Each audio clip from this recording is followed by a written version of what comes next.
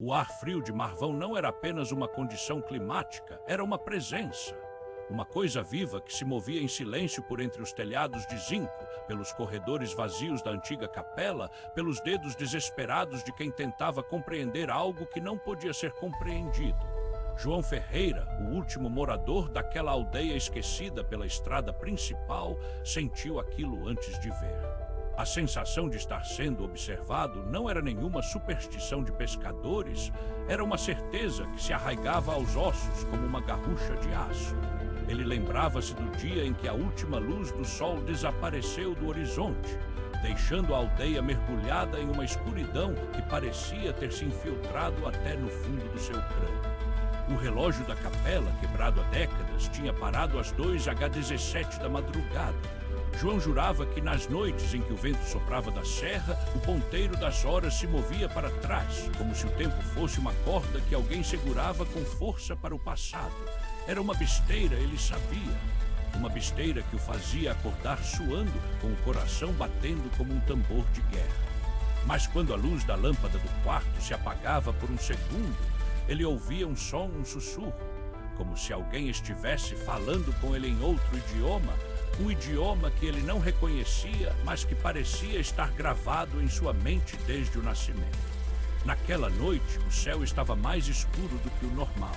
As estrelas pareciam distantes, como se estivessem cobertas por um véu que não deixava passar a luz. João, ao olhar para fora da janela, viu algo que não deveria estar ali. Uma figura alta e esbelta, movendo-se entre os telhados da aldeia. Não era humano, mas não era um animal. Era uma sombra que não pertencia ao mundo terrestre. Ele tentou gritar, mas sua voz se perdeu em um silêncio que parecia ter se fechado ao redor dele como uma mão gelada. A aldeia de Marvão era um mistério antigo, um local que os mapas ignoravam e que os historiadores esqueciam. Os moradores originais, os que ainda viviam ali, mantinham segredos que não revelavam. João, que chegara ao lugar por acaso após um acidente de carro, descobrira que a aldeia era um lugar que o tempo havia esquecido. As casas eram antigas, com janelas quebradas e portas que rangiam sem motivo algum.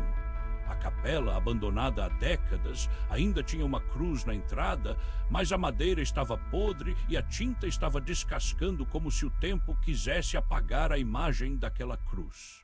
João começou a notar coisas estranhas nos dias seguintes. O relógio da capela, que deveria estar parado para sempre, parecia acordar quando ele se aproximava. As sombras na parede do quarto se moviam quando ele estava de costas. E aquela figura que via no céu, ela nunca desaparecia, só se escondia por um momento, como se estivesse esperando algo.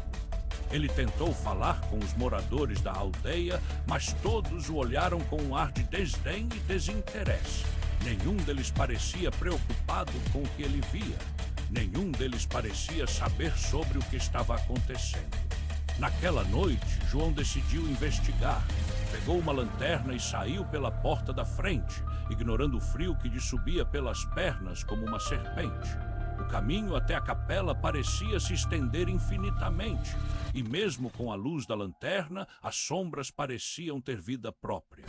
Ele se lembrou de uma história que ouvira quando criança sobre um demônio que vivia dentro daquela capela e que só saía à meia-noite para se alimentar de almas.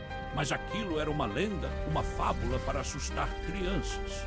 E, no entanto, João sentia que a lenda tinha se tornado real. Ao chegar à capela, ele encontrou uma porta parcialmente aberta. O ar dentro era denso, como se estivesse cheio de poeira e memórias antigas.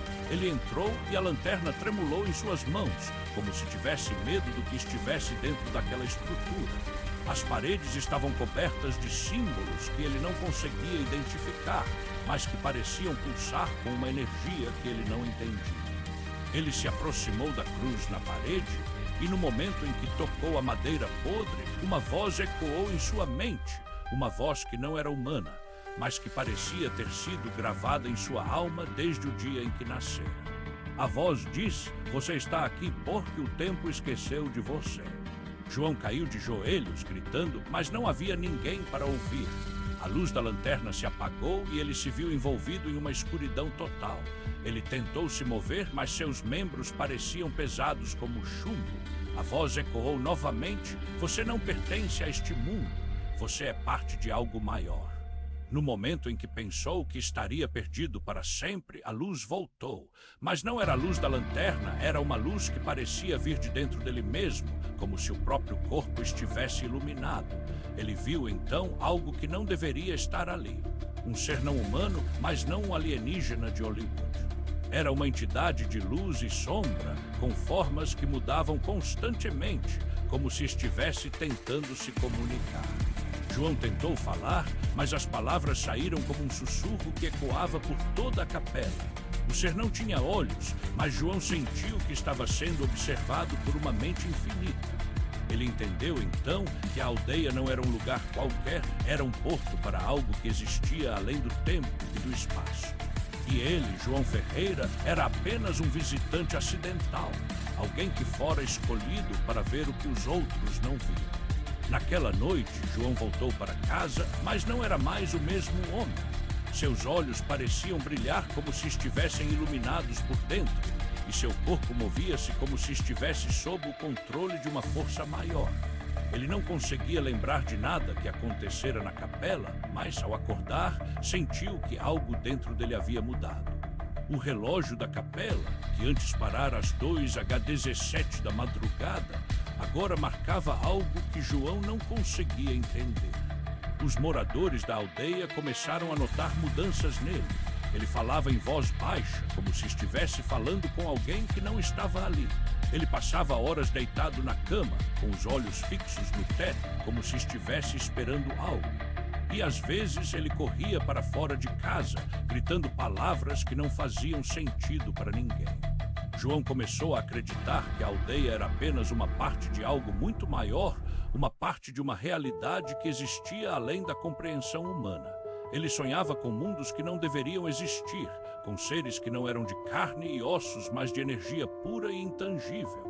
E no fundo do seu coração, ele sabia que aquela entidade que o observava na capela não estava sozinha. Ela era apenas uma das muitas que existiam além das estrelas. João, em seus sonhos, via um mundo onde o tempo não existia e onde as leis da física eram apenas sugestões. Ele via criaturas que não eram seres vivos, mas partículas de consciência que existiam para além do universo conhecido. E no meio de tudo isso, ele via uma figura que parecia ser ele mesmo, um homem que observava o mundo de longe, como se estivesse esperando algo. Naquela noite, João decidiu ir até a capela novamente.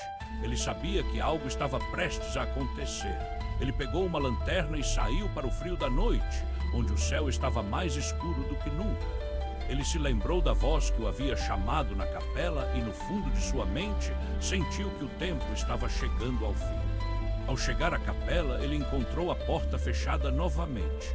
Mas, ao tocar a madeira, a luz da lanterna se apagou e ele foi puxado para dentro do local como se fosse um vórtice de energia pura. Ele viu, então, a entidade que estava esperando por ele, uma forma que não parecia estar feita de matéria, mas de algo que não poderia ser descrito com palavras.